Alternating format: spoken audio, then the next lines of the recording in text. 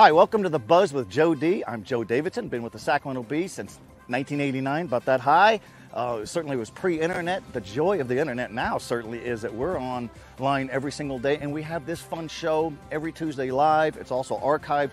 Join us every week and get to know some of the student athletes, the teams, the themes, the trends, the news, what's going on every week right here on The Buzz with Joe D. All right, welcome everybody. It's good to see everybody again. We're here every Tuesday, as we mentioned. Check us out every day on sacbee.com. I have stuff every day. Cameron Salerno has stuff every day. Jim Patrick has stuff most every day. Rankings, news, notes, recaps, video. Just because this area is so good in high school sports. A lot to go over today. We're going to have Jim Patrick and Cameron Salerno join us. We'll talk about rankings and what's topical and those kind of things. And we're also going to introduce you to the region's next 2,000 career point scorer. His name is Brecken Beeman of Small School Sacramento Adventist Academy. Great name, Brecken Beeman. We'll break him down. Got a nice interview with him. Small school guys doing big things. We love that here on this show and at the Sacramento Bee.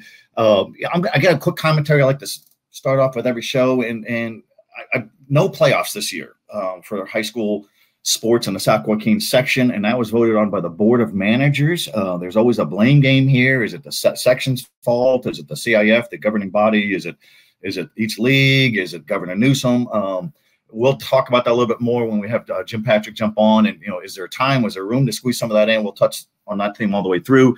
But I've really been impressed, just overwhelmingly, with the effort of these high school teams this season, this academic year. We know of all the headaches and the scheduling chaos with the COVID and the pandemic, but from what I've seen, I think what from Jim Patrick has seen and what Cameron Salerno has seen, everybody's played hard, and I think that's everybody can live with that. Sure, we'd like to have playoffs, but we've seen wrestling teams doing things outdoors in Placer County. We've seen football programs doing things outdoor. I think there's the video clip there with David Caraccio. If you could throw that back up there, we're wrestling. How we can't do it indoors. It's a high contact sport, so take it outside. Here's Rockland High wrestling outside, and just really impressive. I like the backdrop. How's that for social distancing? A lot of wrestling did not happen. That's a shame. We know how big wrestling is around here with state championships and those things. There might still be some wrestling tournaments going on. Some have already pulled off, but let's talk. I just impressed by how they did this here at Rockland. That's a school of champions, and they found a way to get it done. But other sports as well. Football is certainly big in this region, and we had photographers all over, and you could see the efforts of whether it's Folsom, Oakmont, Ponderosa, Jesuit, Grant in football with the inspired efforts. With no playoffs, they still had something to play for. Some schools only had 2 games. Some schools had 6 games. Some had 7th contact with playoff. Here's Grant and Capital Christian. It's a great way to end the season. Mike Albergini won his 282nd game. That's the winning touchdown by Donovan LeBand. So, he had every ounce of effort going into that game and right onto the finish. So Grant went 2-0 and with effort, meaning everything without the playoffs. And, Folsom, there's Mitch Anderson who scored a touchdown late in the season, and I was against Lincoln, a last-minute makeup game, and it meant a lot for Folsom. And it's really a cool thing for Folsom because all of those kids are going to roll into this fall, so there'll be a huge head start for them. So, Folsom was anticipating a section championship run, and Oakmont was as well. This is an early season game. This is a season opener. Ponderosa visited Oakmont.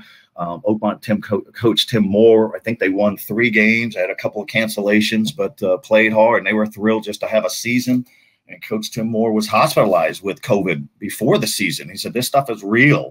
We have to take this very seriously, where a lot of people didn't take it very seriously. So, there's Ponderosa with the big play there. I was really impressed with their efforts. They didn't win a lot of games, but they got a season in when some people wondered if that was even going to happen. So kudos to all of our great photographers getting all that stuff. And how about baseball? No playoffs. We know that. There's still time, I think, for some showdown matchups. Cameron Salerno and I will talk about that. Could we see a McClatchy versus Laguna Creek one final time? I think so. The section says it's okay. Will the districts allow? Sometimes the districts are the Grinches here. This is Ponderosa versus McClatchy earlier. What a great non-league showdown that was. Malcolm Moore is the catcher. He's going to Stanford. He's going to be a major league prospect next season as a senior. Ty Uber is a big-time baseball prospect for Ponderosa, as we've talked about. But so we've been impressed with that. But let's get Cameron Salerno on board. We're going to talk as we segue there, and there he is. He's got the nice little circle light. He's got the fan above him. I thank you for not having a little fan on top of your head there. But Cameron, you've seen it too. Have you been impressed with the efforts of these teams? They know that there's no reward of a playoffs, but they certainly played hard. I mean, kids play hard. Coaches are excited. Kids celebrate after a walk-off win in baseball. I mean, you saw the emotion after McClatchy beat Laguna Creek the other day. I mean, they were high on spirit. Yeah, I mean, it means a lot to them. I mean, even though there's no playoffs, there's nothing really to, quote, play for, but these kids are playing hard, and they enjoy the season. They appreciate it. And these memories and milestones will last a lifetime. Yeah, and really there is something to play for. You don't have a playoffs with you. There are league championships for some leagues, and you have what you didn't have last year. You have a season. So let's talk real quick about basketball. You do the girls' rankings. Those run every week. They just posted online, sacbee.com today. Let's start right from the top. If there's a player of the year list, it's pretty short, and it starts with one player headed to Stanford. Well, me and you joked about this the other day. I mean, we don't like to reveal early who might be our player of the year, other honors, but it's pretty much a one-person race. It's Janiyah Harriel. She's, in my opinion, the best girls basketball player I've ever seen. I know you've seen some all-timers because you're a little older than me, if the audience hasn't figured that out yet. But no, Janiyah is incredible. I mean, but if we're talking girls basketball players who might be all-metro candidates, I mean, you have Tegan Brown at Oak Ridge, who's Steve White called him one of the best one of the best players he's ever coached. I mean, it's just amazing. No, and I've seen a lot of girls basketball, and I think Janiyah Harriel would be on an all-time lineup. Mackenzie Ford from a few years ago at Folsom would as well. Oak Ridge with Sarah James from 2010. So what we see is this consistency in all these programs. And here's really quick, you get McClatchy has not even played a game. There's a team that's just desperate to play any games. Laguna Creek also of the Metro League, only 2 games. It's been frustrating for a lot of people, but that really is where we are. So let's segue real quick, Cameron, to baseball. He also does our baseball rankings. I do everything. You do everything. You do everything well. And here's our baseball rankings. And we talked about McClatchy and Laguna Creek. Why is McClatchy ranked ahead of Laguna Creek? Well, they just beat them. They split. But these two teams may try to squeeze in one more game. Let's hope that the Sac City Unified is okay with that. Let's hope the Oak Grove Unified is okay with that. Sometimes there's extra hurdles. But if you don't have too many contacts, if you have not exhausted your amount of contacts, then this game could happen. Wouldn't that be a nice way to finish up that league? Yeah, that'd be awesome. I know the kids and coaches want to play. Just an overview of our rankings. Wood Creek moves up to number 2. I believe that's their highest ranking in school history. School opened in 94, 5, 6, or something. 1994. And then Rio Americano enters the top 10 for the first time this season. I saw them earlier in a loss to Ponderosa. They really impressed me. And then obviously you have, like you said, Laguna Creek and McClatchy. I hope they play another game because that'd be a really good finish. And it would decide an outright champion. No one wants a co-champion. If you talk to every single coach and player at that school, no one wants to be co-champions. They want outright champion. No, and so the Sierra Foothill League is going to do a postseason tournament. I think they're going to do it in a lot of sports, including basketball. So kudos to that. Yep. That's pretty ambitious thinking. And then you got Elk Grove, powerhouse for many, many years, decades. I think they just won their 25th league championship in some 35 years. So that's some good living there. Elk Grove, Franklin are the same league. But Cameron, always good to see you. Thanks for reminding me of my seasoned, aged grizzledness. And we'll be letting you go after the show. So no, we'll talk to you soon. And we're polishing off football on Metro, which is a bear. We met for about 2 hours, 3 hours the other day over lunch just to try to figure out. It's not easy. I just want to point this out. It's not easy. I don't think people realize how tough it is to do an all Metro team when, especially with a shortened season. And so many teams only play maybe 1 game, 2 games. Obviously, you have teams like Folsom who played 6, and you have their stats are maybe a little bit more inflated as a team like Elk Grove who only played 1 game. Right. And, so and usually, not to interrupt you, Cameron, but usually the playoffs are the deciding factor. Whoever wins that championship and is an impact player, that usually is where the nod goes. Totally different this year. We're going to run all Metro teams for all kinds of sports because they had seasons and it matters. So, Cameron, be well, sir. We'll talk to you soon. Talk to you soon, Joe. Okay. All right. So, boys basketball. Cameron does the boys basketball rankings. I do He does the girls basketball rankings. I do the boys basketball rankings. And here we go. Look at Jesuit. It's 12-0. May go unbeaten this year. It's too bad we can't get a Jesuit versus Capital Christian game. I wrote about it today. It'll post later on today or tomorrow, and why that game is not happening. Capital Christian wants to play that game. Jesuit says we don't have time. We're graduating. We're not ducking anybody. Elk Grove plays St. Mary's of Stockton tonight. Last night, Burbank played its first game of the season. These rankings came out yesterday before the rankings. Grant won that game. I saw Grant against Capital Christian. I'm really impressed with Capital Christian. First-year coach Mike Lorente. This is a team that almost beat powerhouse Sheldon in the last season's section finals, Division I at Golden 1. So some really good talent there. And the reason they want to have a playoff at Capital Christian, because they have a lot to play for. They have a team that could have been a section championship team, maybe a NorCal Open Division team. And we have a defensive stopper like Caden Flowers. And, he's a stopper, but here he is on offense against Christian Brothers last season. And he's an interesting prospect. He's not a prolific scorer, but he's a terrific defender. There's always room for guys like that. The other thing that's neat about, there's Nate Yese or Lose rather of Capital Christian as well. He's their captain. He's long, lanky, very skilled, versatile, just a terrific team. Just a lot to play for, but may not have a lot left with time allowed this season. So one other thing that's been neat, we're talking about efforts in basketball and everybody care. We've seen some game winners, including from Rio Americano. With Matt Hoffman had a game-winning shot a couple weeks ago. A lot of games to the finish, and it's.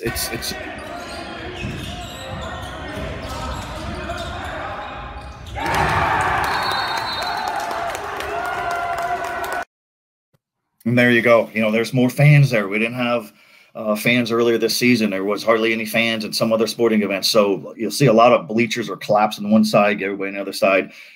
So no playoffs, but still a lot to play for. So we appreciate that. But one guy who's always played as if it really matters is this small school wonder named Brecken Beeman of Sacramento Adventist Academy. I have to admit, I didn't know where the school was before a few years ago. And they played for a small school section championship, the Capitals. Great coach, fun personality, and Scott Tedman. And they won a section championship in 2018. And the freshman floor leader was Brecken Beeman. Didn't score a point, dominated the game. Now he dominates games by doing everything. He has triple doubles. He has big games against larger schools, Antelope and Center. He's closing in on 2,000 points. Take a look at this amazing graphic. So here he is on the bottom. He might get it tomorrow night. Brecken Beeman. He's a 6-foot senior guard. He can play anywhere, people. I could tell you, he could play anywhere. But really quick, this list: DeMarcus Nelson of Vallejo, Vallejo down in the Bay Area, and Sheldon. He played his senior year at Sheldon. That's a lot of points. Jalen Patterson was a terrific guard at Liberty Ranch in Galt. Wanted to get to 3,000, almost got there. Darius Nelson's the younger brother of DeMarcus, so that's some great basketball genes there. He's a forward. Bill Cartwright is a very familiar name. He set scoring records that stood for a long time. Jordan Ford, 4-year starting guard at Folsom. 4-year starter at St. Mary's, is playing pro ball somewhere, was drafted in the second round by the Clippers. Adrian Oliver down to Modesto Christian, and Brecken Beeman. And how about that? So with that, let's talk to Brecken Beeman. I think you'll be inspired by who he is and what he is, and his coach also weighs in on his impact.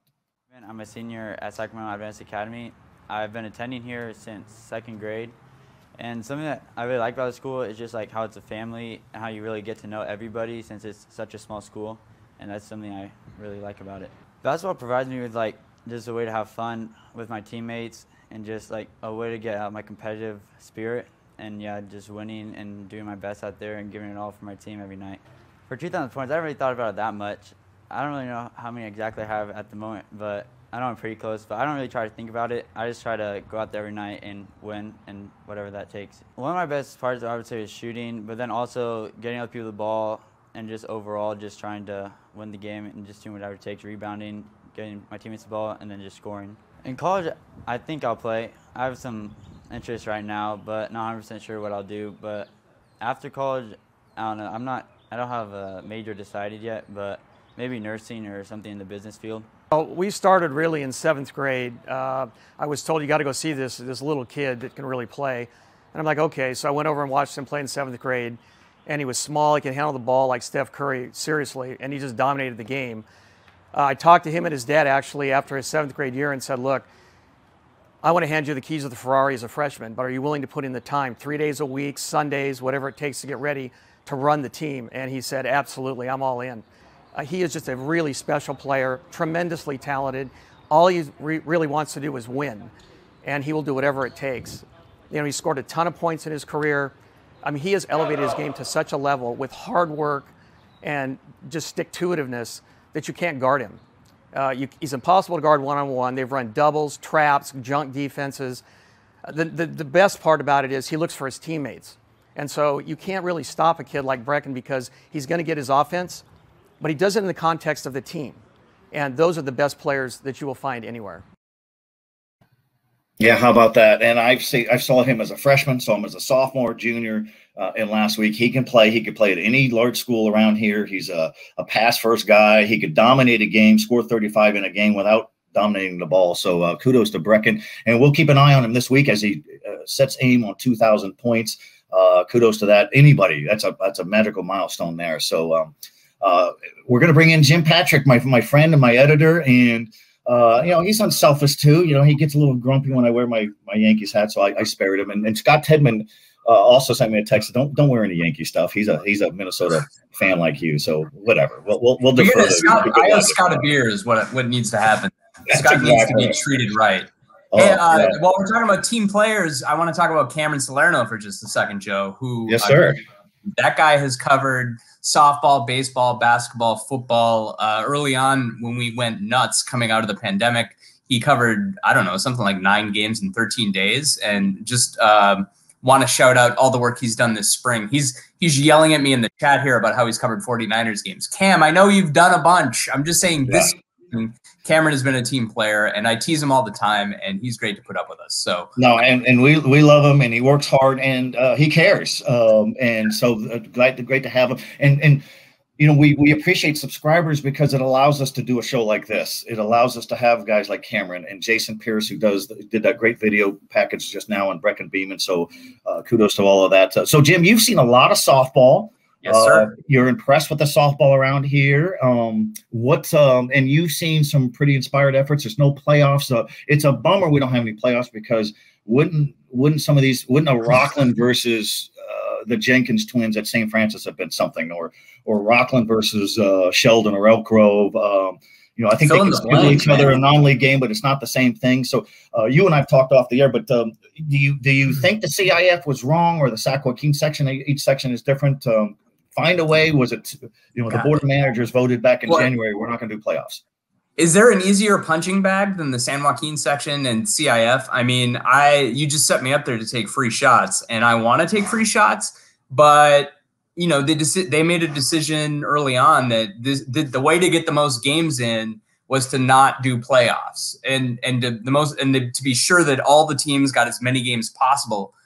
So it's really actually an equitable way of handling this is making sure that a school like maybe Kennedy's softball team gets to play just as many as Rockland.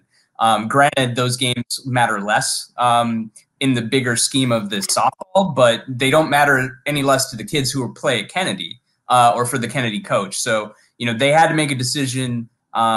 It's a bad decision to have to make. I wouldn't want to make that decision because there's no winning.